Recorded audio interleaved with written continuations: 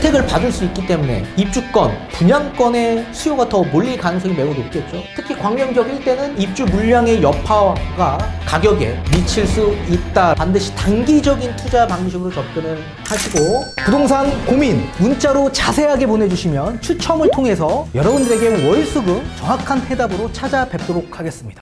뒷번호 4974님께서 보내주신 부동산 고민입니다. 저는 무주택자입니다. 소장님의 영상을 보면서 큰 용기를 얻고 전세금을 빼서 월세로 가고 투자를 해보려고 합니다. 광명에 살고 있어 5억 미만으로 신축 아파트인 프루지오 센트베르 34평을 보고 있습니다. 괜찮은 선택일까요? 라고 보내주셨습니다. 전문가님 답변 부탁드리겠습니다. 네, 일단 답변부터 드리도록 하겠습니다. 저는 투자 찬성 의견을 드리도록 하겠습니다.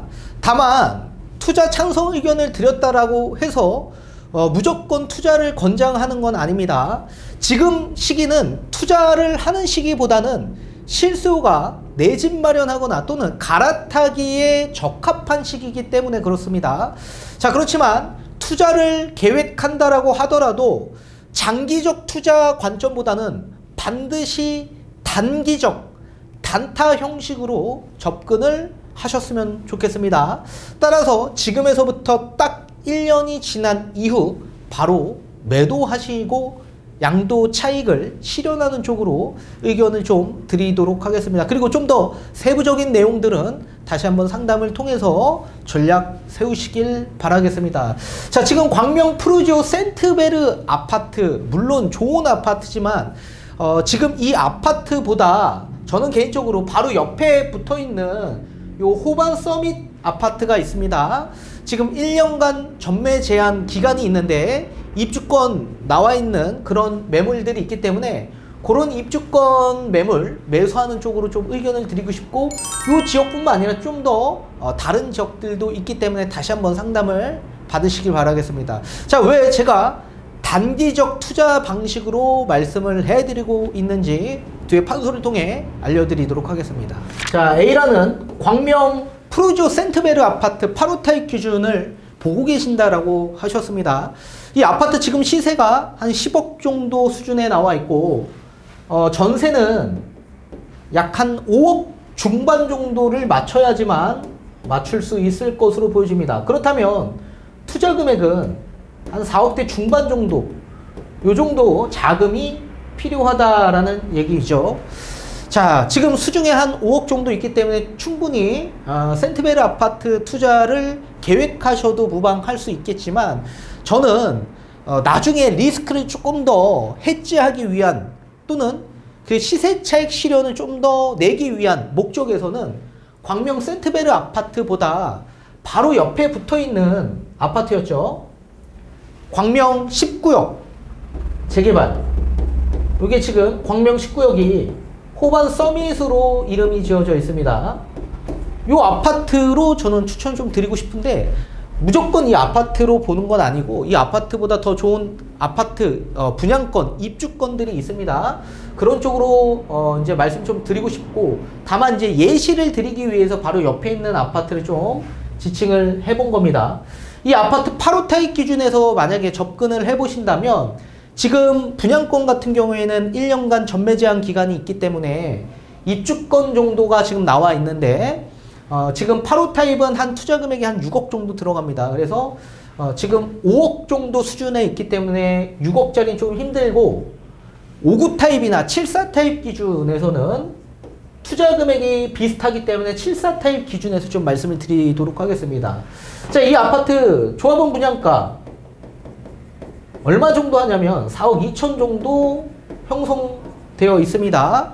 자, 조합원 분양가 4억 2천에 총 매매 시세가 한 5억 5천 정도 형성되어 있고, 그리고 프리미엄 3억 7천 정도로 형성되어 있습니다. 자, 그리고 권리가액 같은 경우에는 자, 비례율이 제가 보니까 뭐 거의 100% 수준이더라고요. 그래서 권리가액 기준이 약 한 1억 8천 정도 요 정도 형성되어 있다. 그리고 추가 분담금이 또 발생될 수 있죠. 자, 분담금은 얼마 정도 나올 수 있을까요? 2억 4천 정도가 된다. 2억 4천. 자, 여기에서 우리 그 이주비 대출이 있습니다. 그거 이제 승계를 받으실 텐데, 이주비 대출 지금 19억 같은 경우에는 60%가 발생이 됩니다. 원래 감정가 60%인데 권리가액으로 지칭을 해보면 한 1억 1천 정도, 요 정도로 이제 될 수 있을 것으로 보여지고 있고, 이사비, 이사비도 한 500만 원 수준. 그리고 또 여기에 계약금 1차가 지금 납부가 되어 있는데, 자, 계약금 추가 분담금의 계약금 10%, 그럼 2,400. 자, 그렇다면 총 내가 투자할 수 있는 투자 금액이 얼마가 될 수 있을까요? 약 4억 6천 정도가 된다. 따라서 A 아파트와 투자 금액이 거의 비슷한 수준에 있다라고 보셔야 됩니다. 자, 센트베르 아파트 2022년에 입주한 아파트인데, 이 아파트 입주장 때문에 정상적으로 가격이 상승되지 못했습니다. 만약에 이 아파트가 정상적으로 가격이 상승이 되었다면 저는 한 13억대 정도는 가격이 상승되지 않았을까, 그렇게 보여지고 있는데, 어찌됐든 간에 지금 전고점 기준에서 본다면 전고점이 12억 정도가 찍혀 있습니다. 12억 정도. 자, 그렇다면 74 타입 기준에서 본다면 이 74 타입 상승기 때 약 한 11억 정도 형성될 가능성이 매우 높을 거다. 당연히 평당가 금액으로 봤을 때 85 타입보다 74 타입이 좀 더 비싸게 책정될 수밖에 없죠. 자, 이런 상황에서 만약에 우리가 매매 10억짜리를 사서 이 아파트 13억대까지 올라갈 수도 있겠지만, 지금 정고점까지 만약에 회복을 한다면 그 상승분 자체가 좀 적을 수밖에 없습니다.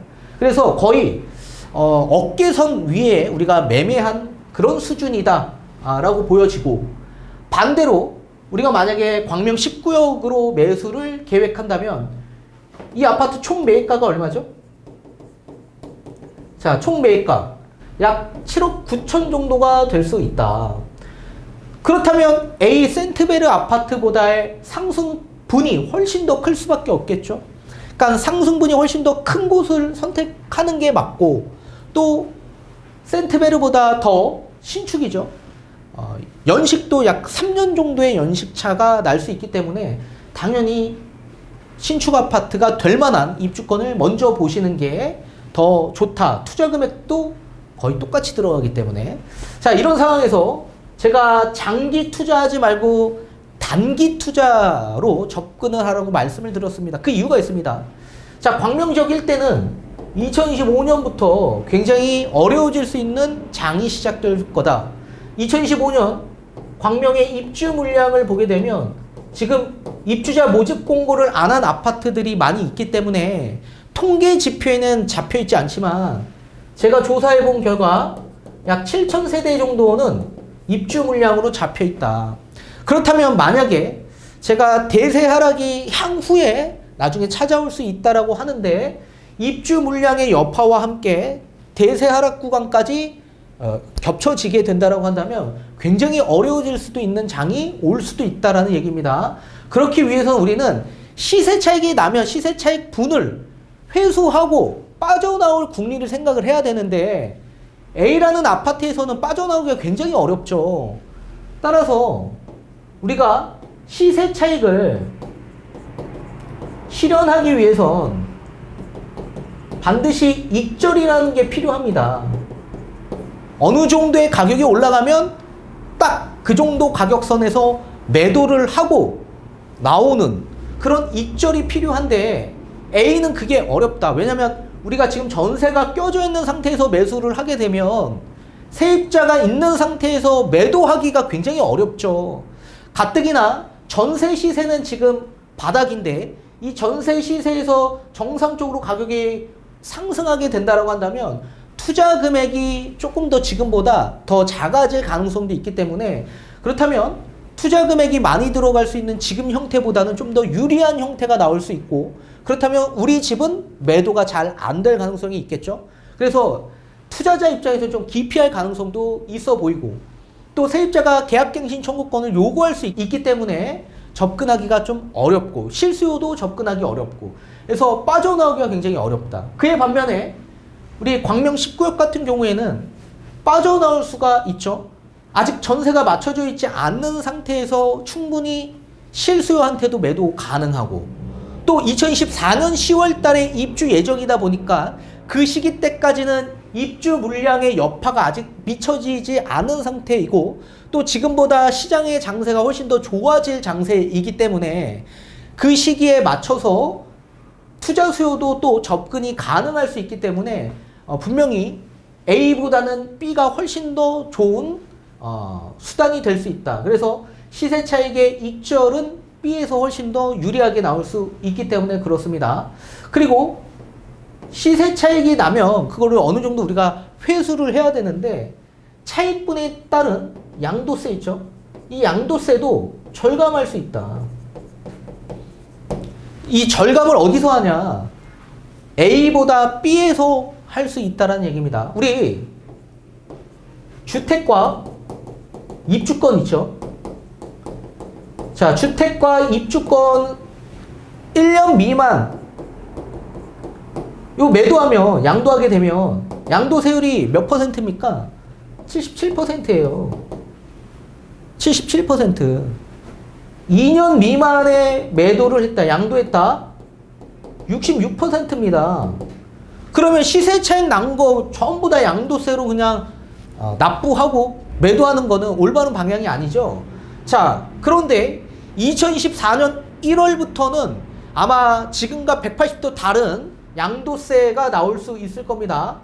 2024년 세제 개편안에 따른 양도세 세율 인하가 나올 가능성이 있기 때문에 그렇습니다. 이게 아마 제가 봤을 땐 2023년 7월 말, 7월 한 30일 정도에 세제 개편안이 발표될 가능성이 매우 높은데, 그 시기에 이 양도세에 대한 부분도 나올 수 있습니다. 그래서 지금 얘기가 되고 있고, 지금 제가 생각하고 있는 구간은 1년 미만 77%가 45%로 인하되고, 또 2년 미만 66%는 기본세율로 정리가 된다. 기본세율. 자, 그렇기 때문에 만약에 우리가 1년만 지나서 매도하게 된다면 몇 %입니까? 기본세율로 될 수 있다. 기본세율. 자, 이 아파트 2024년 10월 달에 입주 예정입니다. 뭐 좀 더 딜레이 될 수도 있고요. 자, 그러면 지금 현재 7월 달인데, 그럼 1년이 넘어가는 7월 이후에 우리가 양도하게 된다라고 한다면 24년 1월 달에 세법이 개정이 되면 어떻게 됩니까? 기본세율로 매도할 수 있다고요. 기본세율로. 자, 그러면 매수하는 매수자 입장에서도 바라봤을 때 입주권이든 분양권이든 주택이건 이제 단기적으로 양도를 해도 이렇게 기본세율 또는 세율이 경감된 상태에서 혜택을 받을 수 있기 때문에 당연히 입주권, 분양권의 수요가 더 몰릴 가능성이 매우 높겠죠. 자, 따라서 우리는 1년 이후 지나간 그 시점에 잔금 치르지 말고 무조건 입주권 상태에서 다시 양도 또는 분양권도 마찬가지고 그런 형태를 가져가시는 게 훨씬 더 유리하다. 특히 광명지역 일대는 25년 입주 물량이 굉장히 많이 들어오는 구간이기 때문에 향후 앞으로 좀 입주 물량의 여파가 가격에 미칠 수 있다라고 보여집니다. 따라서 반드시 단기적인 투자 방식으로 접근을 하시고 시세 차익 분에 따른 이런 세율 인하로 인한 경감 혜택도 받으셔서 자금 확보를 좀 하시는 쪽으로 의견을 드리도록 하겠습니다.